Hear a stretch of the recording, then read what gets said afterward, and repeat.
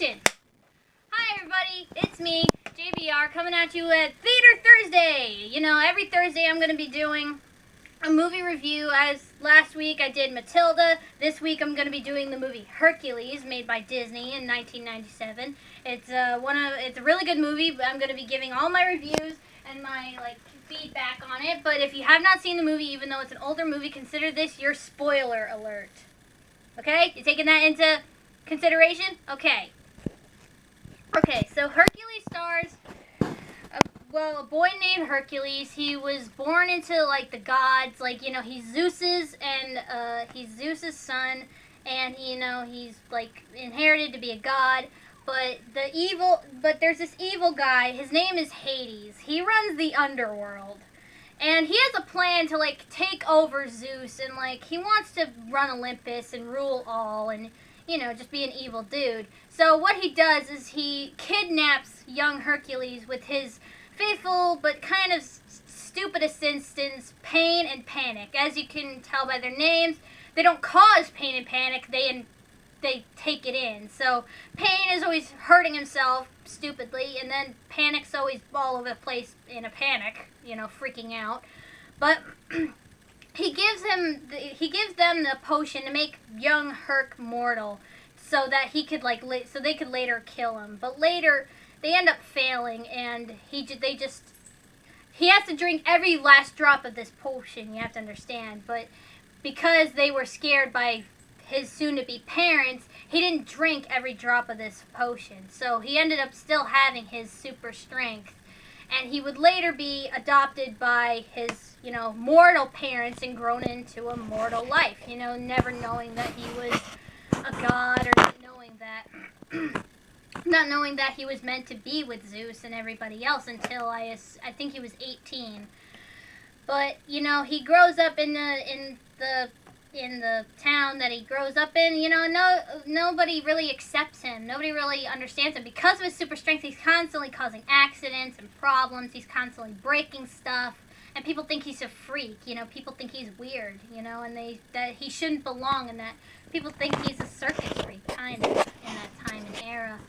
But, through it all, he, discovers, obviously, later by his parents, that he was adopted, and that he goes to Zeus to see where he belongs, and obviously he belongs in Olympus, but, he needs to become a true hero to be up in Olympus. And so he goes to meet his faithful, soon-to-be sidekick kind of, and friend, Phil, or Philatides, as he's addressed. He likes to go by Phil. He's kind of like the trainer of heroes. He likes to, he used to, at least when he was, I guess, younger, he used to train heroes and, make them the best they could be. But I guess after he had a successor, he had, actually, Achilles. Later on, Achilles died. After Achilles, he kind of gave up. He didn't see the truth in raising a hero anymore. But after Herc, proves to him that he could, he wants somebody to go the distance. He could go the distance. He shows that he can go the distance, obviously, and he ends up training, with him. And then, after a while, after training and getting Herc stronger, they go to the town of Thebes, which is loads of problems. They, have earthquakes, twisters, fires, you name it, they have it, but later on he meets his go-to gal, Meg, and she's not the typical damsel in distress, but he does save her at one point in the movie, but he does, fall for her eventually, but, she's kind of doesn't want to fall for him, because the reason why she actually works for Hades, you find that later in the film, she, sold her soul to him to save an ex-boyfriend of hers, and because of that, Hades owns her, and, and she does whatever he says, and at this point of time, she kind of he wants to bring Herc down by using her. So, in a way, using women as a weakness, he, tells Meg to, get weaknesses and, out of Herc and stuff like that. So, she tries to make him fall for her, and like tries to see if there is any weakness, which he doesn't have any. Later on, it's kind of, in a way, it's her, but later on you find that, you know, on the day that Hades is supposed to like take over the world, he makes a deal with Herc, saying that he won't hurt Meg if you give him his super strength. And then, you know, he shakes hands, and then he takes the strength away from Hercules.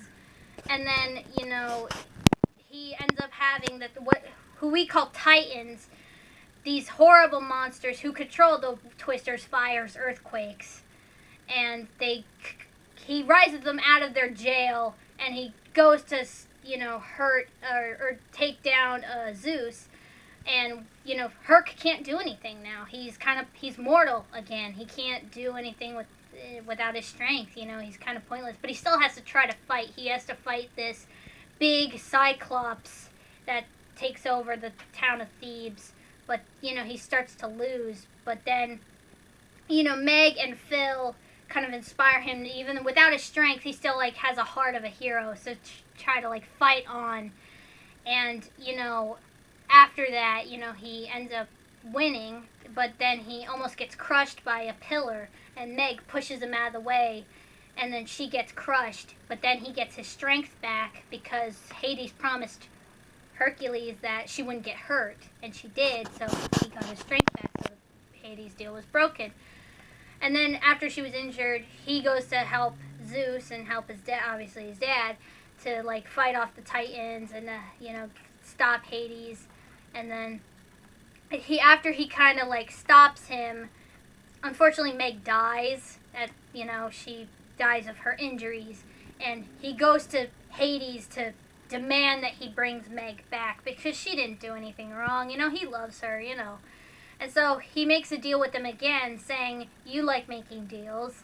Take me in Meg's place. If he could get her out, she goes, you stay. He gets her out, but he has to go through the River of Styx, which is, you know, a big pool of, like, souls and death. And as you touch and swim into this channel, I guess, or this, like, pool, you could call it, you start to age, and you start to, you know, slowly get older and older and older, and eventually you just die of old age. And as he's saving her, he starts to get older and older and older, but because he's a god, and because at that point he proves himself a true hero, the Fates, who control past, present, and future, and who also kind of help Hades with death, they try to snip his life string. And they don't succeed because now he's a god, so you can't kill a god anymore. So he ends up saving her, and then, you know, he ends up, you know, punching Hades in the face, and, you know, he ends up getting her back. And then, you know, he takes her on a cloud, and then they go into Olympus, and then he finally meets his, you know, Zeus and his mom and all the other gods after saving everybody. And then, you know, he was finally about to get accepted into Olympus, but he didn't want to go there anymore because he wouldn't have Meg. And he says life without Meg is, you know, even with immortal life, would be empty. And he chose to stay on Earth with her. He finally found where he belonged, and it was with her.